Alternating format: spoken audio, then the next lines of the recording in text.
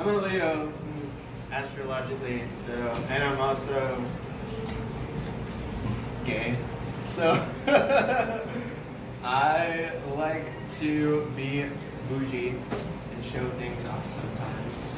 Like my $7 pearls that I got from the Halloween store.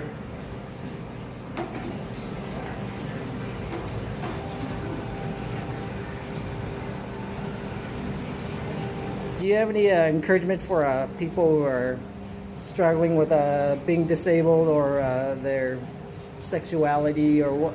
You know, what kind of encouragement do you have to say to them? I would just say, just keep fighting.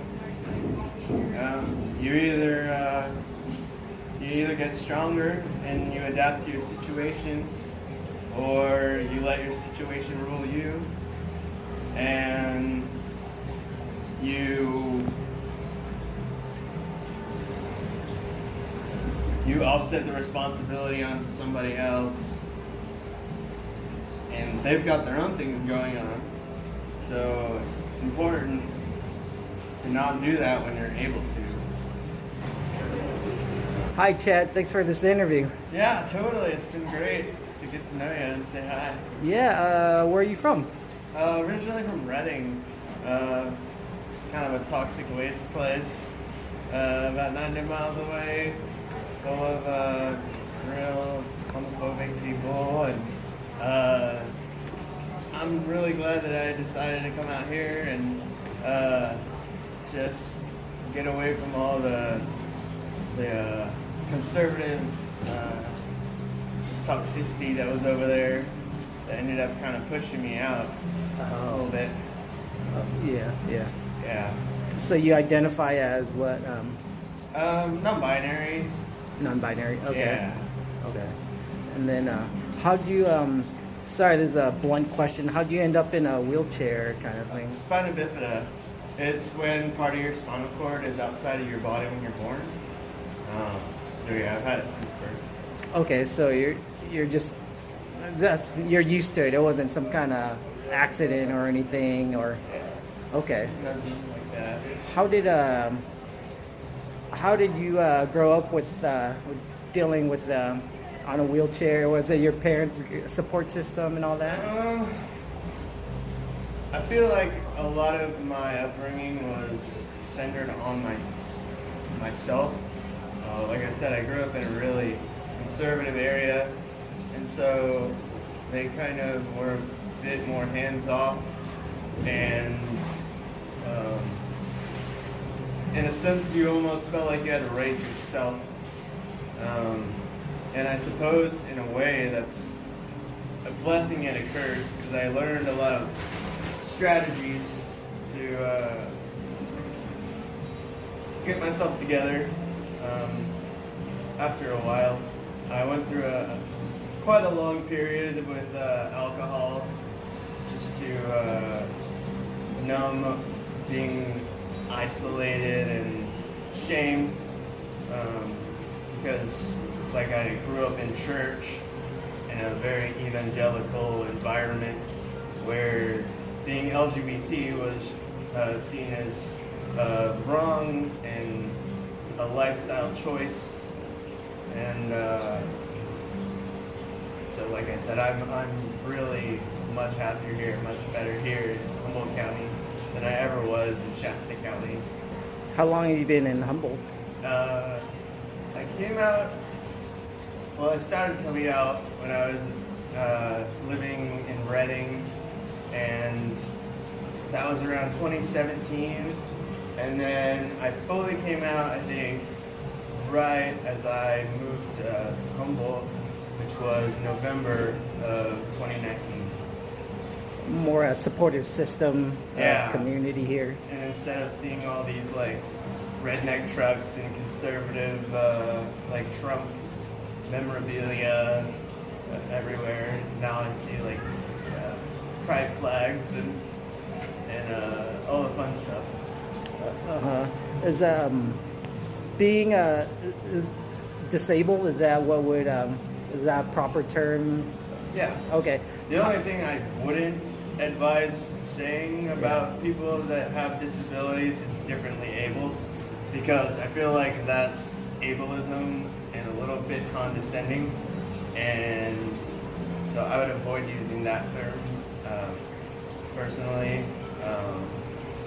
If you're an able-bodied person speaking to someone who is disabled, Okay. differently abled comes across as being condescending. Okay. And I feel like people with disabilities are also infantilized to a greater extent. And yeah, I also think that's something that should be avoided.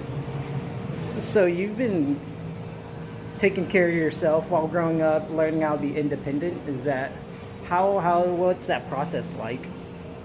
Like I said, my parents were pretty hands-off in terms of emotional support, even physical support.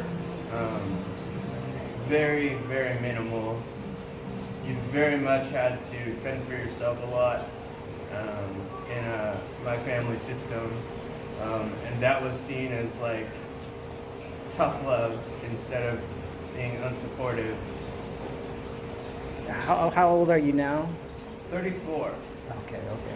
And you're independent by yourself. Do you need anybody to help assist you in any? Occasionally I'll need a ride somewhere. Okay. I don't drive. I'm also legally blind without my glasses on, so not really able to drive with both diagnoses at the same time.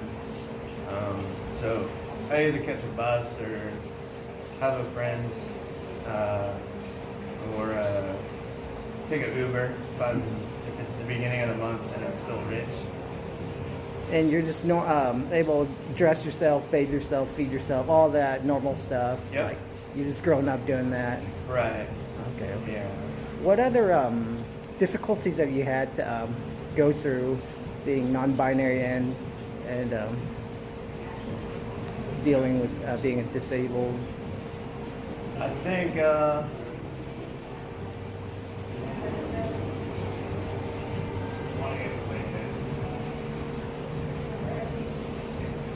having a lot of surgeries, that's one thing. I stopped counting the surgeries that I had when I was 18 years old, and by that point I had 20 surgeries by the age of 18, and I've had more since. So all of those,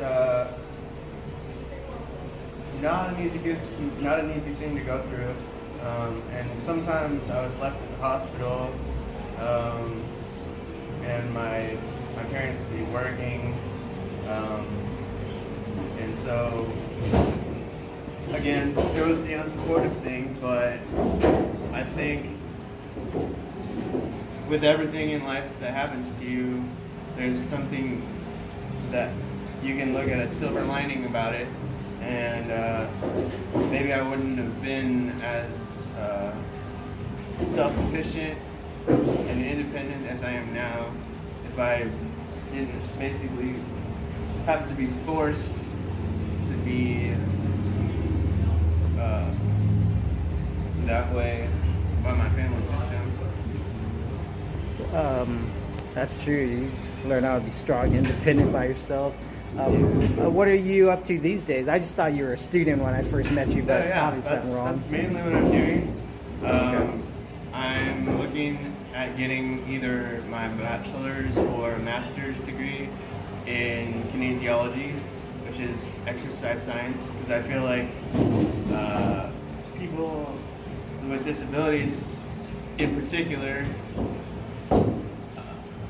they don't really have a guide as well as or as much as someone who is able-bodied does.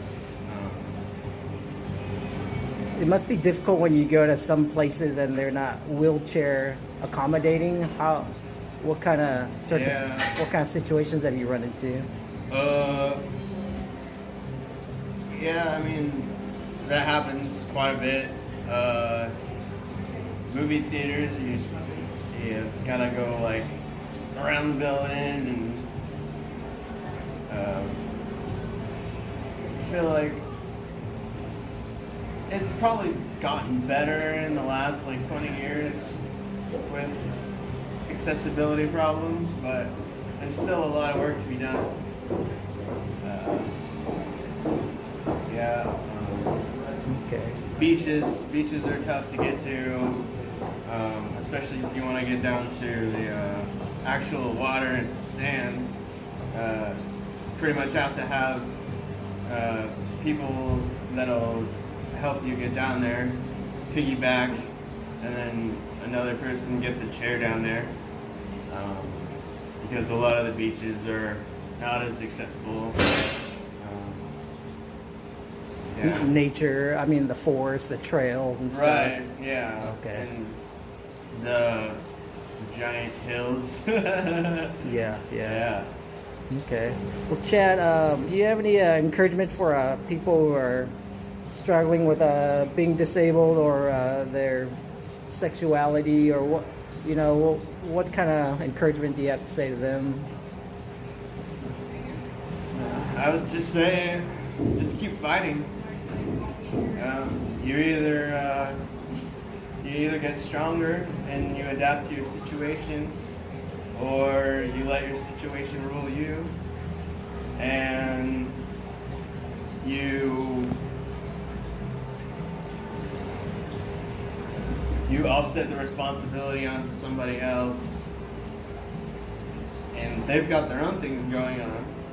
So it's important to not do that when you're able to. Thanks, Chad. Do you have contact info, like email or social media people can contact you in case they have questions or? Yeah, I have Instagram, and it's chad.david.raposa. Can you spell that slowly? CHAD.DAVID_RAPOZA.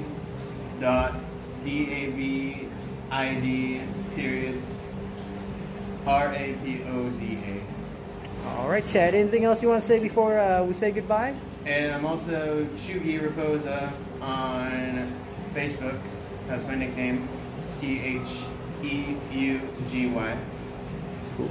And appreciate the interview and having a talk with you. Thanks, Chad.